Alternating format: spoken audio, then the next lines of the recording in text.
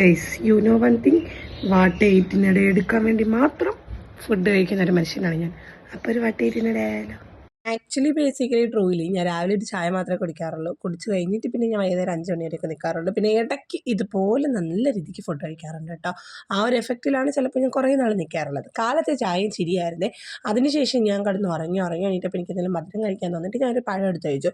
ഉച്ചയ്ക്ക് ഊണ് പുറത്തു നിന്നായിരുന്നു. അത് നമ്മളെ വീട്ടിൽ കുറച്ച് പണിയൊക്കെ നടക്കുന്നതുകൊണ്ട് ഊണ് പുറത്തു നിന്നായിരുന്നു. എനിക്ക് എരിവ് കഴിച്ച് കഴിഞ്ഞാൽ അത് ബാലൻസ് ചെയ്യാനായിട്ട് മധുരം കഴിക്കണം. മധുരം കഴിച്ച് കഴിഞ്ഞാൽ അത് ബാലൻസ് ചെയ്യാനായിട്ട് എരി കഴിക്കണം. അങ്ങനെ ഞാനൊരു ബ്രൗണി കഴിച്ചു. ഈവനിങ് അനിയനെ സ്കൂളിൽ നിന്ന് വിളിക്കാൻ പോയപ്പോൾ അവിടെ നിന്ന് തീരെ കുടിച്ചു. ഇത് നമ്മളെ വർക്കലക്കാർക്ക് സുപരിചിതമായ കടിയാണ്. അവിടെ നിന്ന് ഞാനൊരു പൈനാപ്പിൾ സർബത്ത് കുടിച്ചു. തിരിച്ച് വീട്ടിൽ പോയപ്പോൾ എൻ്റെ മോളാണെങ്കിൽ തണ്ണിമത്തം കഴിക്കുന്നുണ്ടോ, അവളുടെ അടുത്ത് നിന്ന് മേടിച്ച് ഒരു കടി കടിച്ചതേ ഉള്ളൂ തിരിച്ച് മേടിച്ചുകൊണ്ട് പോയി. എന്നിട്ട് ഞാൻ പിന്നെയും കിടന്നുറങ്ങി. പിന്നെ എഴുന്നേറ്റ് അടുക്കള തപ്പി നോക്കിയപ്പോഴത്തേനും ഒന്നും കുക്ക് ചെയ്യാത്തതുകൊണ്ട് ഒന്നും ഉണ്ടായിരുന്നില്ല. ചെമ്മീൻ മാത്രമേ ഉണ്ടായിരുന്നുള്ളൂ. അതിനെ ഞാൻ ഉപ്പും മുളകും ഇട്ട് വറുത്തെടുത്ത് കഴിച്ചിട്ടോ.